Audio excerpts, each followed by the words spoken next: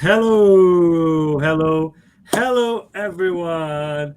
Good evening, good afternoon, good morning, good day, whatever you are. Welcome to another time to talk. This one with a lot of emotions. I had some issues here, had to run, but I made it. I made it. I'm here um, to the good, I guess. Uh, how can I say it? Luck of my beloved co-host Guilherme. Guilherme, how are you doing? Good evening. I'm feeling much better now that you show up. We were all talking about you here, complaining, screaming, but now we are happy. Especially today's with such special guests, Munir, Pablo. Good evening. How Oh, are you both hello. doing? Hello. Hi. Hello. It's a pleasure to have you both with us. Um, Likewise, thank you. Yes. so today we are on our episode 32 of Time to Talk. For the ones that might be seeing us for the first time, Time to Talk is a a meeting, a date, a round table, a panel, whatever you call it. It's just an opportunity for us to talk, discuss, share on the topic mediumship. Um, and I cannot believe we are doing that 32 times already. That's quite a lot. But anyways, today our theme will be spiritual counseling during a seance. What does that mean? What does that mean? Ooh, I'll explain in a second. But before we do that, we need to say thank you to our broadcasters. First of all, SSL, the Spiritist Society of London, is a study group dedicated to spiritual world and spiritism here in London and online. Um, both Guilherme and I are members of SSL. Pablo is also a member of SSL. Munir is a guest star of SSL. He's with us in many opportunities. I would call him a member, to be honest. Then we go to BUS, British Union of Spiritist Societies, which is a federation that unites all of the spiritist groups here in the UK. Also, very much dedicated to spreading the word about Spiritism. And third one is Cardiac Radio, which has been around for over 11 years now. Cardiac Radio has a ton of content in English about Spiritism, podcasts, books, talks, anything you want, they have it. Go check all of their web pages, their Facebook pages, their YouTube pages, like them, follow them, so you do not miss any of the multiple initiatives they have going on. Right.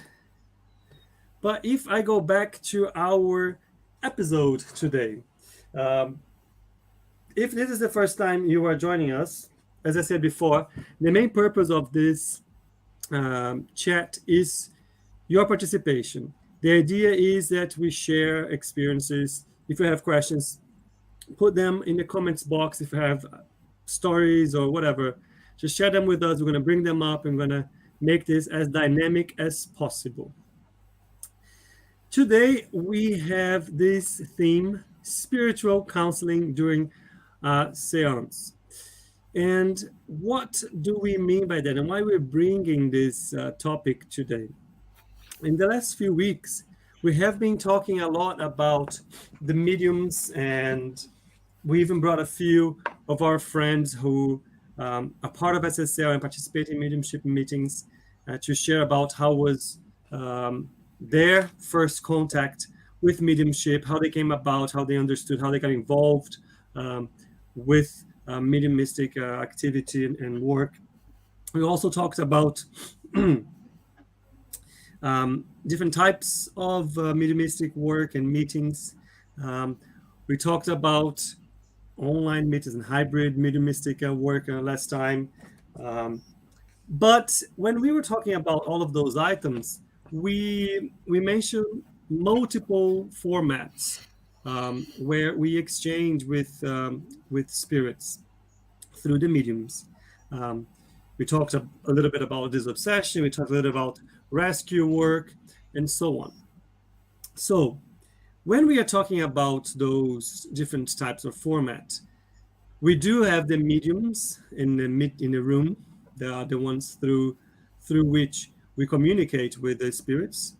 But we have other people in the room.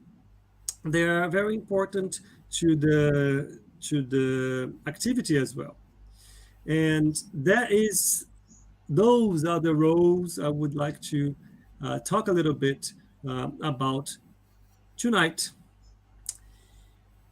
That is the context. That is the background. Now, where do we go from here? Guilherme, what are these other roles in the mediumistic work, and why do we have Munir and Pablo to talk about it with us? You never said you would start asking me questions. I was here more to listen than anything else. But the position we're talking about is a medium. But he does not use his mediumistic capacity to allow the spirits to talk through him. But he uses his perception, his intuition, to perhaps give them the support to those spirits that are coming to the meeting. We call many names, and that's not really important, the name we call them, as far as we understand its function in the meeting. Last meeting, last time to talk, I was referring to the position as indoctrinator. Is it wrong? No, it's not wrong. But in the English language, I was even shocked, to be honest, when I was searching indoctrinator what it was. And yeah, it doesn't show a nice picture, to be honest. Yeah. Then I went to the origin. What they mean in the origin is not to indoctrinate anyone. It's someone talking about the doctrine of the spirits. It's someone that is a bit more familiar with package of the Spiritism teachings. And he's, to a certain extent, he used what he was able to understand and to learn to try to alleviate the sorrows, the pain of those spirits communicating. So I would start from that point. Is this something that is easy? It's like what we are doing here now. It's a conversation, really, you know. What was the second question, Rafael? I forgot. Why we invited Pablo and Munir about this topic? Yes, that's very true. Because I consider that I said everything I have to say, and I'm delighted to hear what they have to say. No, let's be honest. The four of us here, we work together in meetings, and we try our best to fit in that position as helper, if you like. But everyone has a different experience, and everyone have a different point of view. So it's very important to listen to different perspectives of the same subject. That's why we thought about having that great opportunity to have them here with us. Very nice, very nice. I'm particularly interested in hearing Munir and Pablo's opinion about how do you see the role of what I'm going to call the spiritual counselor. As we know, the word indoctrinator is quite heavy in terms of connotation. So the spiritual counselor, that's the theme, I think, that we call the session today, spiritual counseling on a seance. What is the role of that counselor? And if you can maybe share a bit of your experience on so far. Don't fight over who's going to be the first one. Don't pick one. I can start. So I think there is a word that I think I think it's a good fit for what we try to do, which is we try to clarify. I think this is a word that it tells a lot of what we are trying to do, because we deal with all sorts of spirits. Some of them come in pain, some of them are missing loved ones, some of them are confused and they don't know their current situation. So this person is there to try to clarify to that spirit, to give that spirit a landscape. So this is what's happening, or you are here because you are in pain, and we are trying to help you, and trying to show possible pathways for that spirit to go from A to B and get to a better situation than the current one. So I find it challenging and very important. Challenging because you are dealing with, as I said, all sorts of entities, spiritists that are in need, and we are here to help. And it's challenging because you are trying to reach out and offer help, and sometimes spirits would turn to us and say, I don't need your help, I don't want your help, let me get back to where I was, to the situation I was. And it is challenging to try to shed some light to someone that apparently doesn't want light. And I think it's important because, as everything that we try to do in Spiritism, we try to help. And I think it's extremely important because we are trying to make people's lives better. May it be a small or a big step to be given. Very good. Munir? Yes. First, thank you for the invitation. It's very, very nice to share the virtual room with you all. And good evening, good afternoon, good morning to our audience. The work, the word indoctrination, I think it fits it so well to me. But I know that there are some problems in certain countries. But the word counselor also creates some problems in certain countries because you need to be registered to be a counselor, even if you give some counseling to spirits. But some people may come and ask you that. So it's difficult to find the words. In English, I prefer to use perhaps the word the person in a dialogue with the spirit. And the work of the indoctrination is part of the work that is done with the medium as well. But we should never forget that we are dealing with human beings in a very special situation. They went through an incarnation, returned to spirit. Then they no longer have their physical body, but they are in a situation where they have to face their conscience.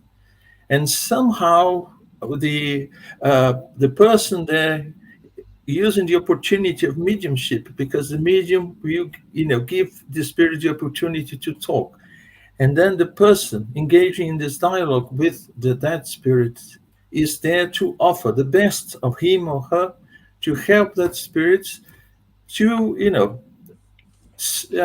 to gain something, be it in information that he didn't believe that he would survive death, what he or she would find in the afterlife, or that the conscience would come back as his or her own judge, and then to help them overcome that.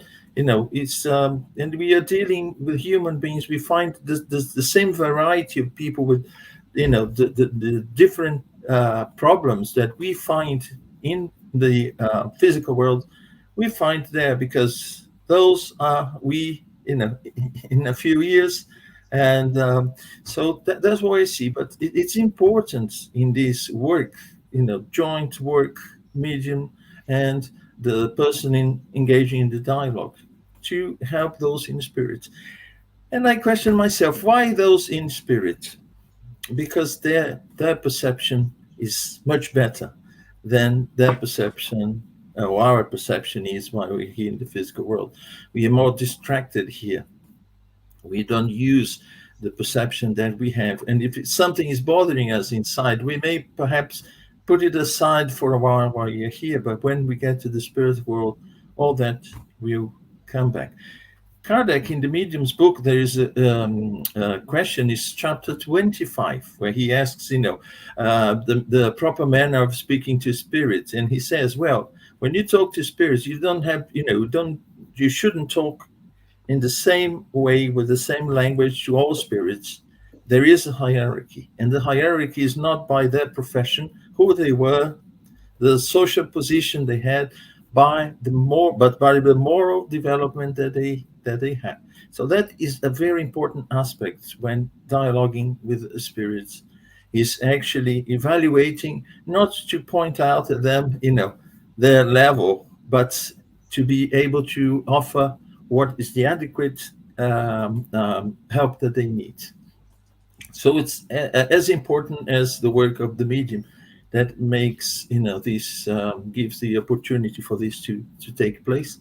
And there's someone there offering something to the spirit that's giving the communication.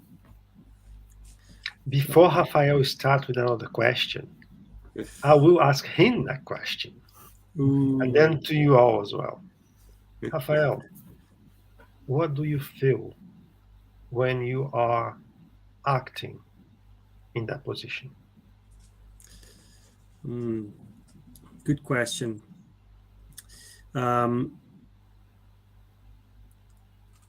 It puts a lot of things to test in my mind, I would say.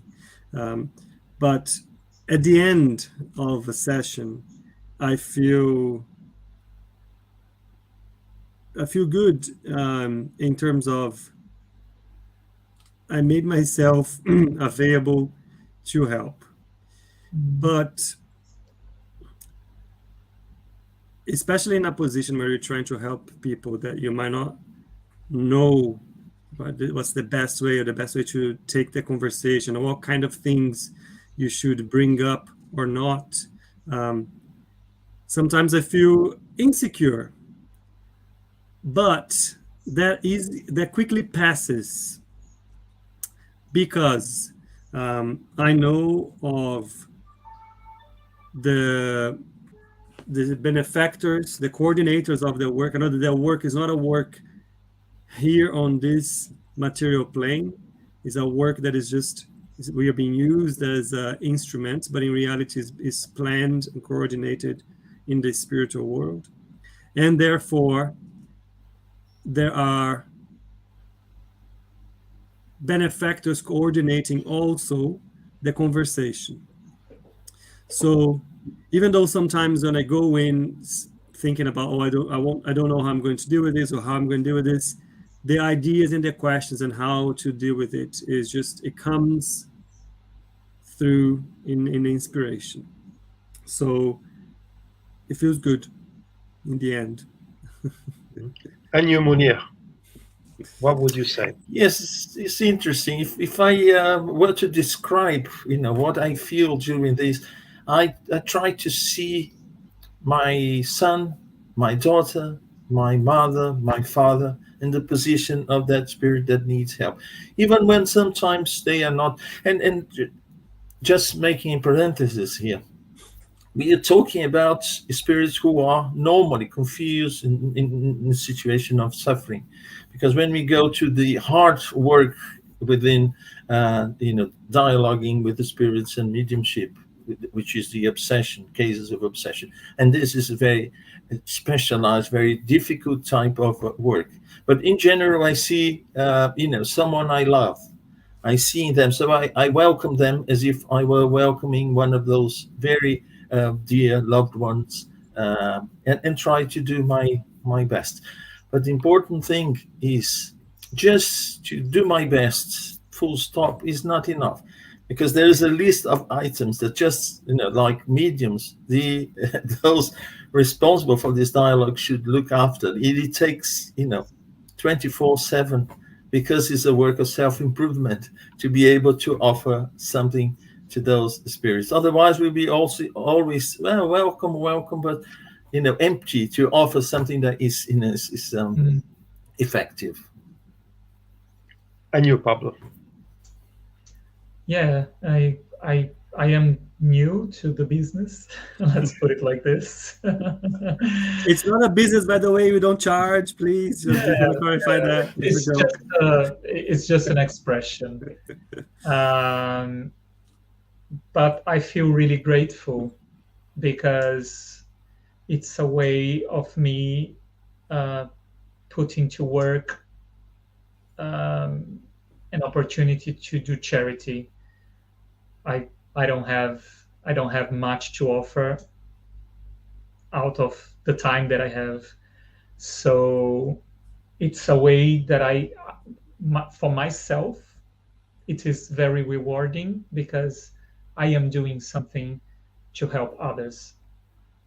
And yes, as Munir was saying, it is something that requires a lot of the person that is there doing this mediation between the spirit and to give that suffering soul or that person that is confused some guidance and some light, because we need to understand first. We need to know first to be able to spread the word. So it is a hard job to be, to know and try to have something to offer. So I have to read all Kardec's books, or I have to know what I'm talking about, because I'm giving counsel, I'm giving advice to this person, and I'm telling this person that Jesus and God is the way. But why am I saying this to this person, and why should this person believe me? Why should the spirit believe me? So if I don't have it in myself, and so if it is a very hard work of self-building, I would say, and I don't think it will ever be complete. It is always something that will, because we are always evolving, learning new things, and evaluating how we are dealing with our own lives, and how we can put this to other people to try to make their lives better as well. So it's something that will be always in the making, I think. To make it fair, I'll ask myself the same question. I was going to do that if you didn't.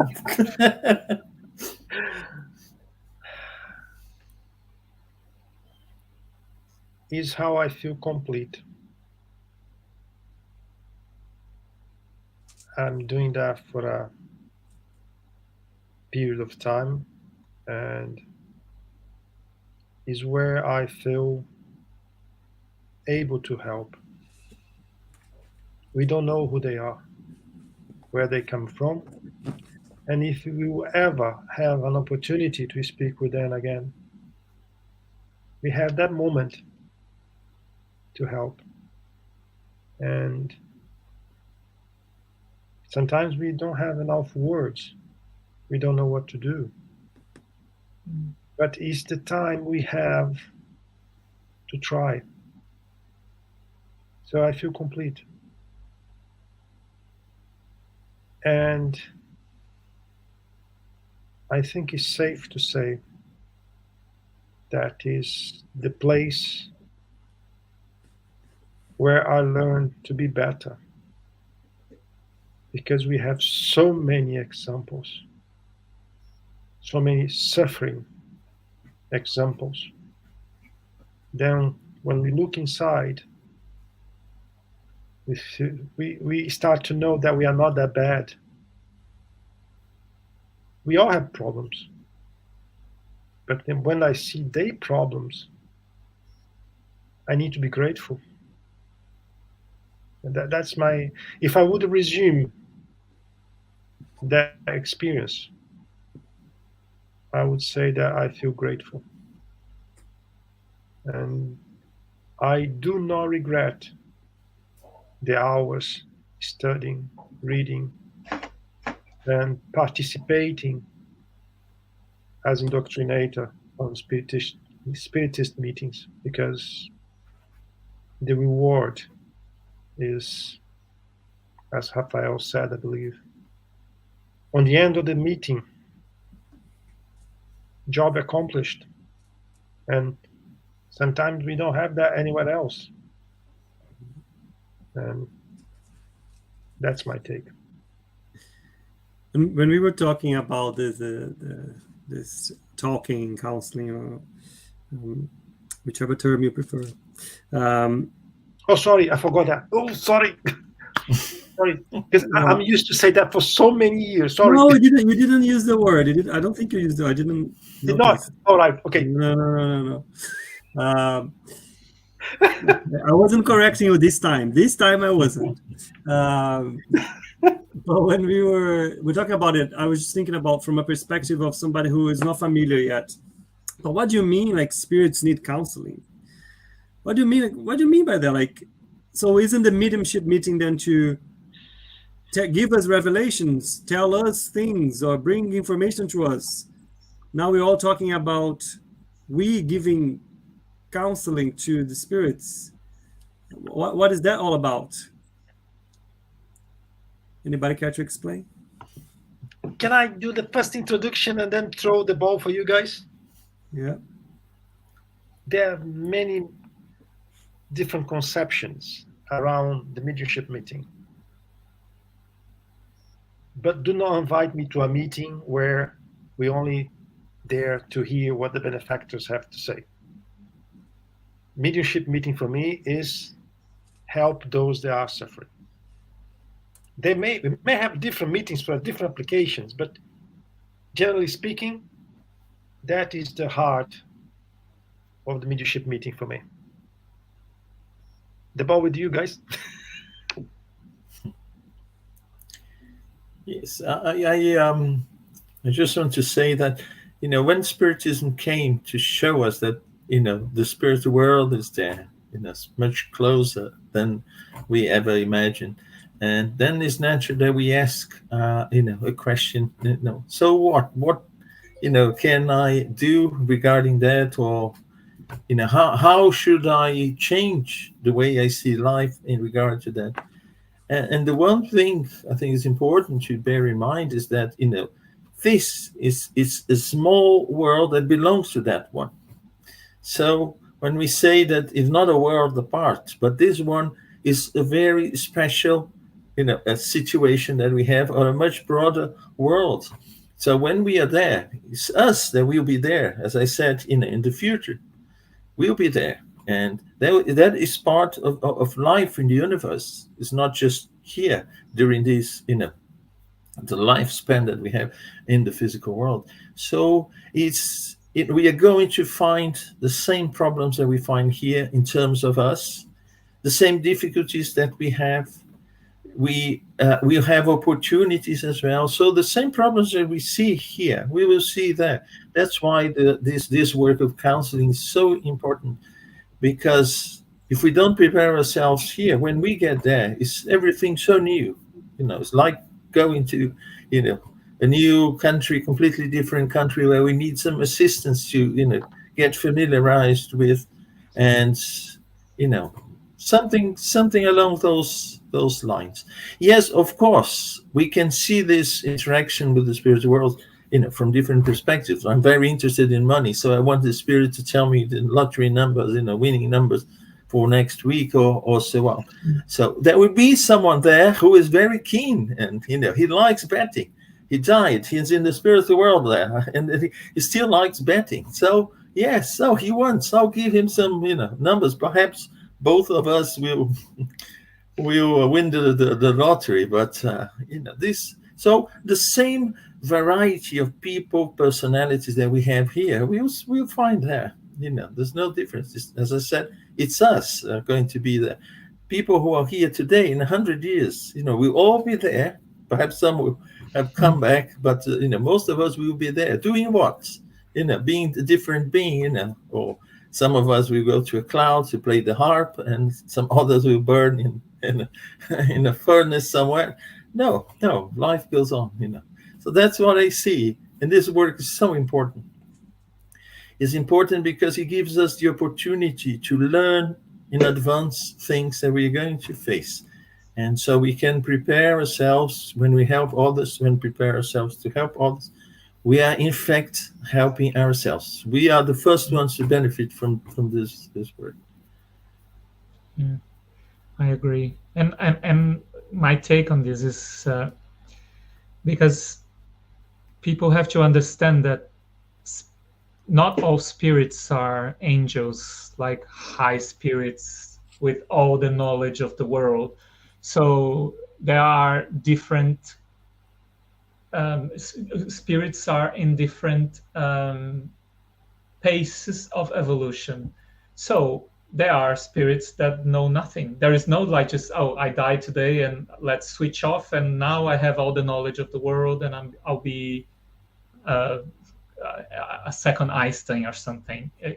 So they are, and they are people as we are, but they are on the other side, and they have needs, and they are confused, or they need more explanation of what's happening, or they are in disbelief, or they were suffering because of the way they died, or there are all sorts of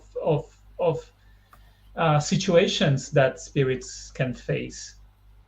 And I was reading something interesting the other day about this, is that like how we should be committed to what we do as counselors or indoctrinators, because if we have that day, that hour every week to do that job, and we fail to do it, we are preventing those spirits to have their opportunity to be helped. Like we just have to think, like we do the analogy of someone that waits for 6 months for a medical appointment, and all of a sudden the appointment is canceled or rescheduled for another 6 months.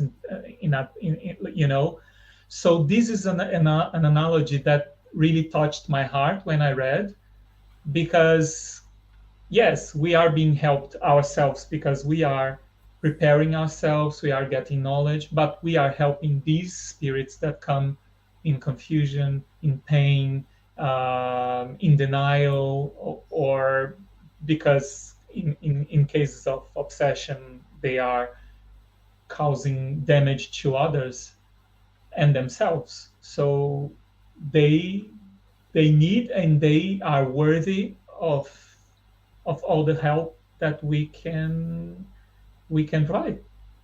So that's my take on this. Very good. Can I make things a bit different now?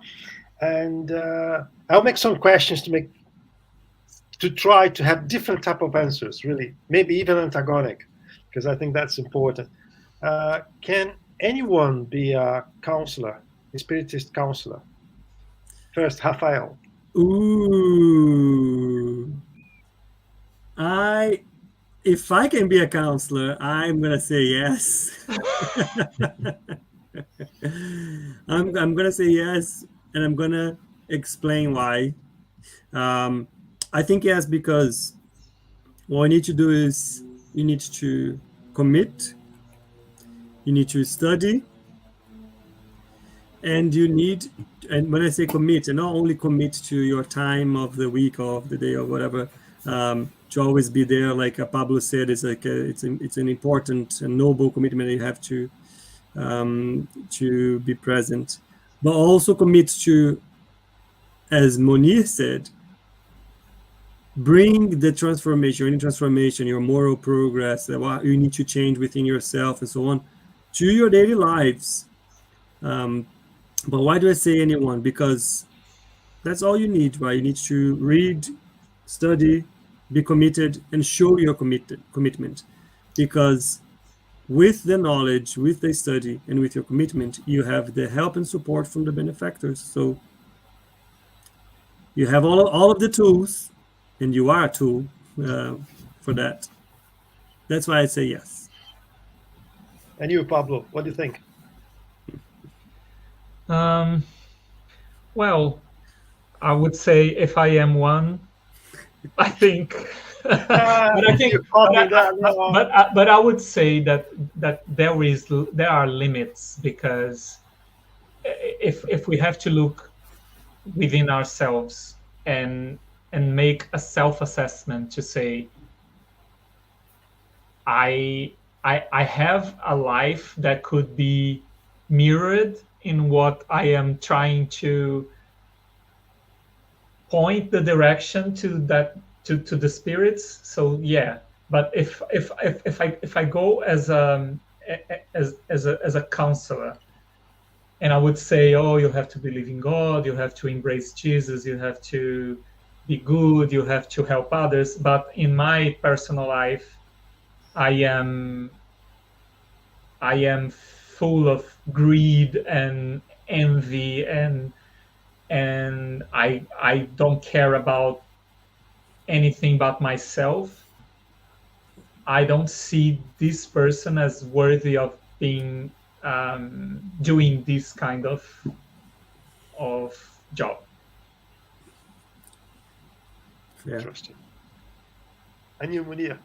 I like the way Guilherme, in principle, I would say yes. But when you present the points, the important points for an effective, I wouldn't say good, but an effective, indoctrinator, I was going to say, but counselor, spiritual counselor. I don't see any problem if we at the very beginning define, I'm going to use this word with this meaning. This is the meaning I'm attaching to the word. But anyway, so, the points of self-improvement, there are so many. So I think that although anyone could, many people wouldn't like to be, because, you need, this effort to transform yourself.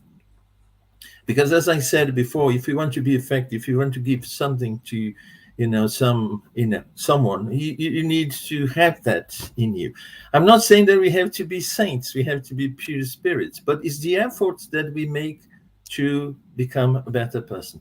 Oh, I have so many problems in my personality, and who hasn't, So do the benefactors that coordinate the work from the spiritual world, aren't they aware of our conditions? Yes, yeah, but are we prepared to overcome that?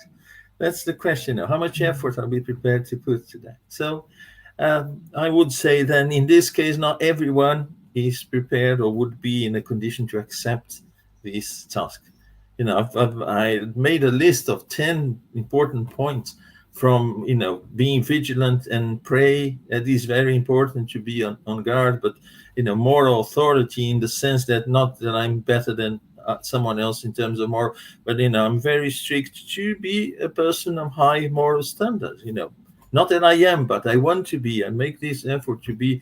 And discipline, that's very important also, because you not only have to be at the right time, every day, and take seriously the work, but also we have to study, because it's important to know. It's important to know the all the books within Spiritism to know exactly what we are doing, and so many other aspects that sometimes people say, "Oh no, it's too much for me." So I don't want to be, someone working, dialoguing with the spirits, giving them counsel. I will give my take now. If you know how to talk, and if you have a heart, that's what I need. Anything else, we can work together to achieve. Because if any of us truly start to perform a self-assessment, none of us would start in the first place. And then we would have a problem. So if you can talk, or if you have a heart, this is the first thing I would look into it. And of course, everything you guys said is completely right. But these are the two things that I would need to start with. We have questions. Yeah, I do. Let me first of all say hello to Elsa, to Daniel, and to Faye. So nice to have you with me. If anyone else is out there, say your hello, and I'm gonna wave back at you.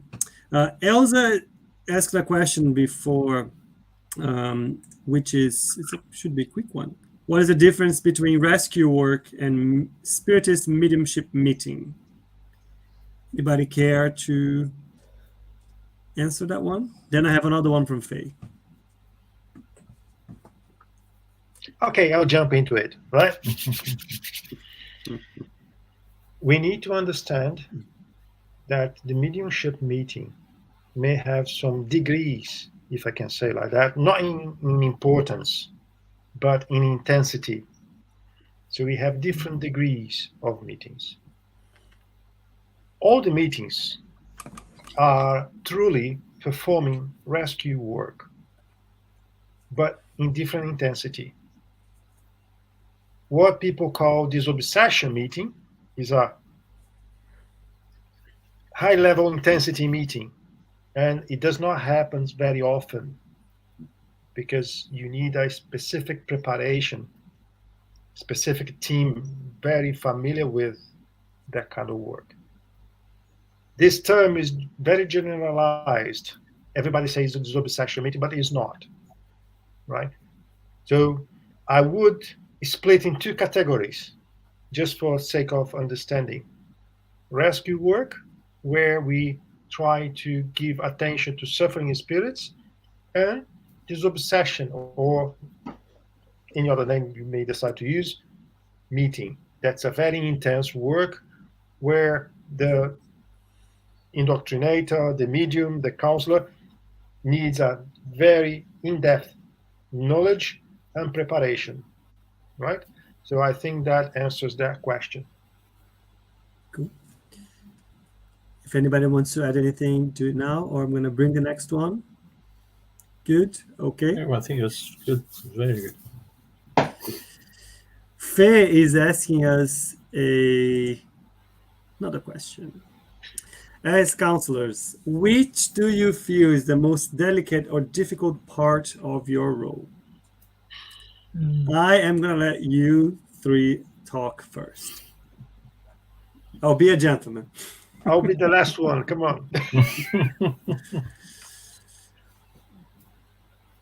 For me, I can start as someone that is new to this. I still feel that I have to be more open to inspiration, and that's still a hard part for me, because I study, I read Kardec and Chico Xavier and well, but it's still sometimes when I face a spirit in pain or denial who is asking or begging to go back to the darkness, to find or to be open to inspiration, and to let the right words flow to try to inspire that spirit to keep following the light, the path that will guide them to a better place. So this is challenging for me still. Yeah, I would say that's not so much in regards to the spirits and the problems that they bring when they come. This is a challenge, of course. Some situations are very hard. But I think the important point here, which I try to work in every situation, is I'm there to listen. I'm not there to convince anyone of anything. I'm there to see if I can identify the problem of pain, of suffering, of that is causing that situation. Sometimes the spirits are very angry. They are, desperate in all sorts of situations, and offer something with the hope that will diminish whatever they are feeling in negative terms. So it's actually to leave aside my personality and just listen and try to create this empathy, put myself in the place of the spirits, try to identify where I could give a word of hope, or do something that could diminish their pain without shocking them, without trying to convince them of anything. I think this is hard because we have to, leave ourselves aside, our personality aside, and just, talk frankly with a lot of empathy. Me? Okay.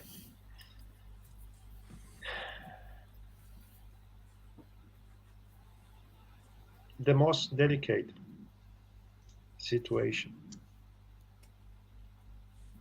difficult by far, is when we have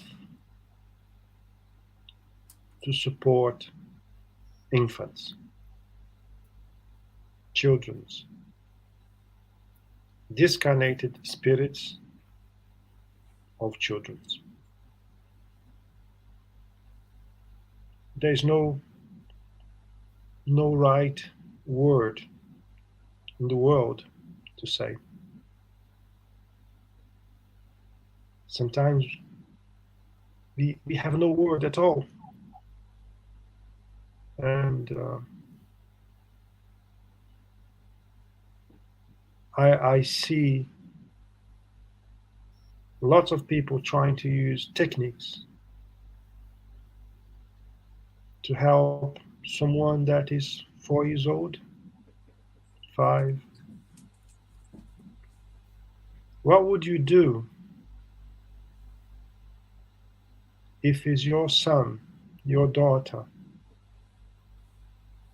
asking for help, missing the mother, the father?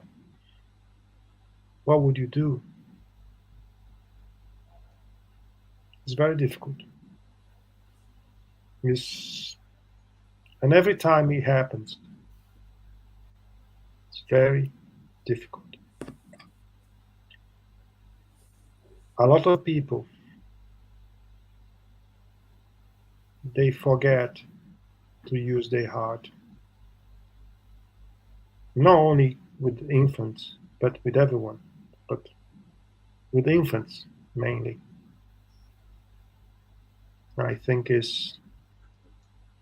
doesn't matter how many times we are exposed to that situation. When it is an infant, it's very difficult. Very difficult.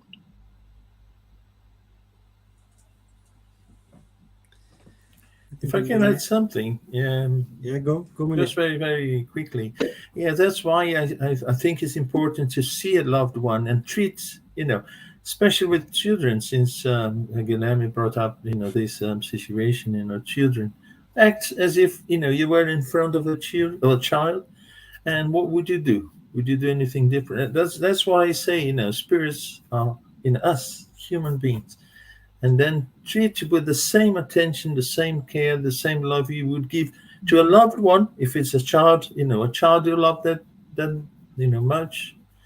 And I remember, I think it was Stivaldo that told about this indoctrinator, full of nice words and knew the spiritism upside down, and he was talking to the spirit, and the spirit wouldn't go away. He would mock and say, "Oh, I know what you do when you're not here," and so on and so.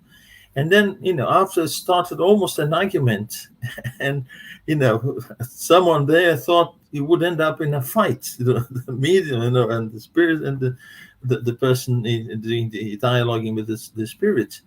A lady that was in the meeting, she came and said, "Oh, my child, come here, let's talk." And she treated it as if she was talking to your loved one. And spirits in the end said, "Thank you so much. You treated me like a human being. That's why I'm going away, because of you. Because you treat me with heart." And what she did, she did exactly like a grandmother would do to a child, to someone. "Oh, come on, dear, come on, sit down, come here," sort of thing. Very good provocations. I'm going to remember those. But for me, there were two items that I cannot decide which one is the most delicate, and I think you touched it one way or another. And I think the first one is exactly the we do have a lot of spirits that as they are a bit confused, they don't understand what's going on, what's the work is about, and they question like who we are, why we're doing this, why should they listen to us, why should they trust us, and so on. And we also know like those spirits, and the majority of them, they could have the ability to wander around and stick to us, see what we do, see why we're trying to speak about forgiving, forgetting, or studying, or doing this and that. They might observe our behavior. So as we were talking about the commitment of our own transformation and how we live our lives, and the thoughts we have, and the actions, and how we treat people, and how we deal with our lives, I think that discipline, I think, as Munir said, is a delicate one, because it has a bigger impact, because the counseling doesn't stop with the conversation, right? It might be the start, it might be the middle, it might be the end, but it also comes with the examples that we should be giving. So that was one of them. The other one, and I'm going to make myself completely vulnerable here, is patience. Patience to try to see those brothers and sisters, as you said, as truly family members, and that we might want to talk to them and open their eyes and help with their sufferings and so on, and they might be very reticent to accept or to hear or to change. And we know that in the end we're motivated to try to help them, but they have their own time, they have the opportunities to think, they have the opportunities to learn, they have the opportunities to change. It's not on us the burden of convincing and changing people, right? People have their free will. In the end, they have their free will, just like they had when they were incarnate. And I think that's one of the things that's also quite tricky, at least for me, because I am impatient. So that's one of the things I need to work on. So thank you, Faye. We have 5 minutes before we go, and I would like to mention 2 things. First, that the way I see, if you are a member of a Spiritist center, it's your duty to implement a mediumship meeting in your center. Remember, nothing would have happened without the spirits communicating through mediums since Kardec time, before Kardec time, and today. So it's your duty. If you don't want to hear that, so be it. But I reinforce, if you are part of a Spiritist center with conditions to talk, if you decide to do it, the spiritual world will do their bit, sending to you the mediums, indoctrinator, counselors, but you need first to decide to make it. But that is your duty. The second thing, a mediumship meeting is a ER, is a SAMU to the French. When you go to the hospital, to the ER, you are expecting to be helped. As I think Munir said, or Pablo, I don't remember anymore. When you are in doubt where to go, you try to find help in those places. Now put yourselves in a different shoes, right? I need to be helped. I am in pain. Don't recite to me the Bible, the gospel, anything. I'm in pain. Give me something to calm down my pain. If you don't agree with what I'm saying, let's do an exercise together. Please get a hammer. Choose one finger. Really hit your finger with all your strength. And I will start to recite the gospel for you. Will you listen to me? I doubt very much. Instead of recite nice words, the gospel, the Bible, any nice book, practice what is in the gospel. Listen to the Spirit. Open your heart. Send that positive energy to Him with very simple words. You do not need to try to figure out what kind of word is that He's using. What does it mean? No. Be simple. Be humble. Open your heart. And then that's the key to start a proper rescue of those spirits. Anything else? Techniques, blah, blah, blah. It's very nice. But your heart is your main tool. So I've spoken a lot already, Rafael. Now I'll zip. Very nice. I think we can extend just a couple of more minutes because we had a couple of last questions. And I feel like we should, even if we need to address them very quickly, we should. Okay. So I'll bring one here from Felipe. Felipe is asking a very practical question. If a spirit would like to communicate at your home out of Spiritist Center, if we are a medium in a process of learning how to communicate with them, when we filter the words and understand it's a loving and caring communication, what we should do? Accept the communication or not? Are you waiting for me? Come on. Yes. I'm waiting for you. All right. Philippe, there are some key words in what you're saying. Beginning, a beginner, learning the process, right? And what to do. We would recommend to have the communications in a safe environment. Spiritist Center, is 100%.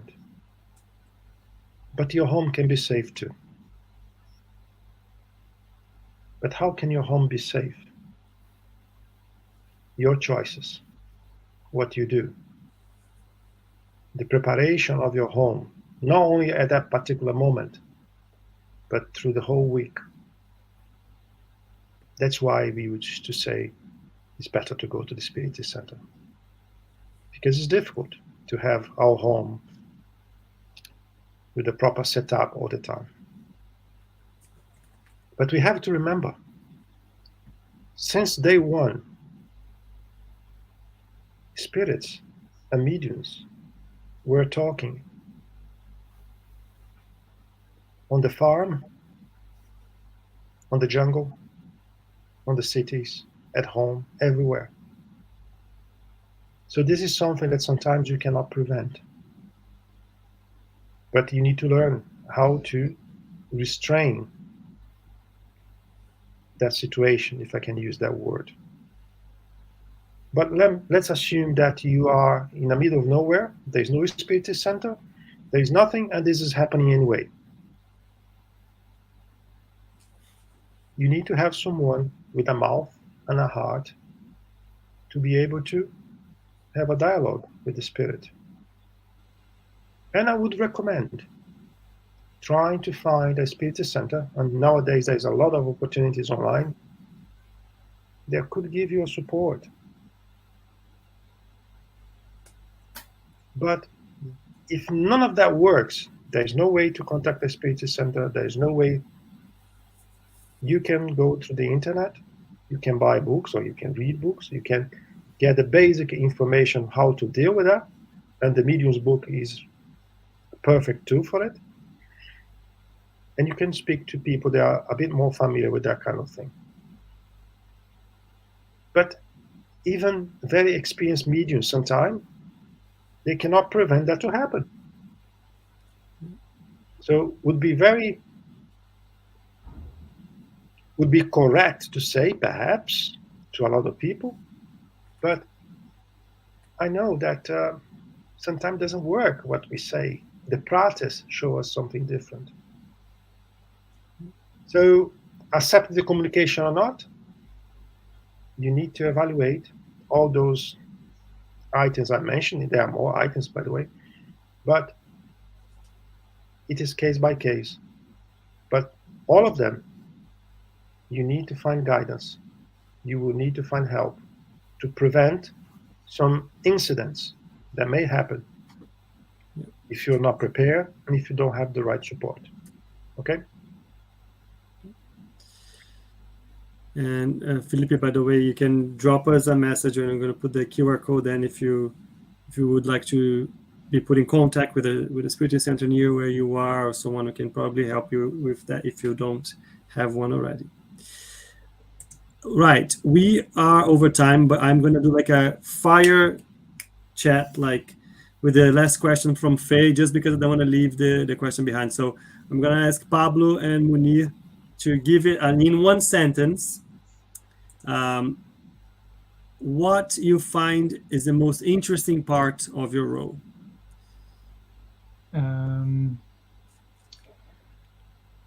What touches me the most is when I hear a sincere thank you from the Spirit, because we gave them some comfort. So it's very rewarding. To me, what is really rewarding is the opportunity to serve, to do charity. Guilherme, you? Convince people that believe they cannot do for the thing, they are not prepared, and no, I'm not medium, I don't hear anything, I cannot do anything. Convince this type of people to do it. Okay, Guilherme. Okay.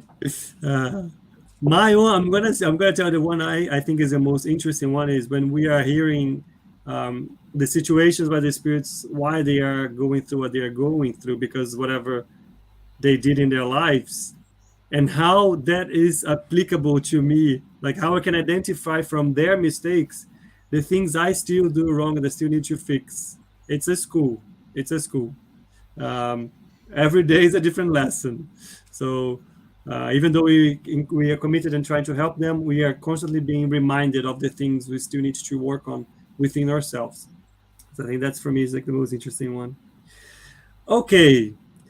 This has been great. I want to just give a shout to Marco and David. Thank you for joining us as well. I saw you drop some comments there. And I need to move to our announcements before I close with everyone. So what do we have here? First of all, next Tuesday we have the Nosso Lar, or Astral City study with Guilherme at the same time. We have the details from the Zoom meeting there. Just dial in and join us. Every Saturday we have the Mediums Books study group, Saturday mornings. Same thing, you have the details for the Zoom code and password there. We are going item by item in the Mediums book. Every week we have Coffee Break with Kardec, hosted by Munir, our special guest of today. So dial in tomorrow to hear what he's going to have to say on this week's episode. And every Wednesday we also have Spiritual Light. This week we have 2 special guests. So we have to tune in to see who they are. And that is it. So let me bring us back again. And let me say thank you so much, Munir. Thank you so much, Pablo. It was a pleasure to have you with us, sharing your ideas, your thoughts, your experience. And yeah, any final words? The pleasure was all mine. Very nice. Thank you all. Yeah. Once again, it was a pleasure. Guilherme, you can close. Well, thanks a lot for everyone. And it was a brilliant topic. And I hope it will help someone perhaps to engage into this marvelous type of work in his name. Thank you. Thank you. See you in 2 weeks. Bye. Bye-bye. Bye.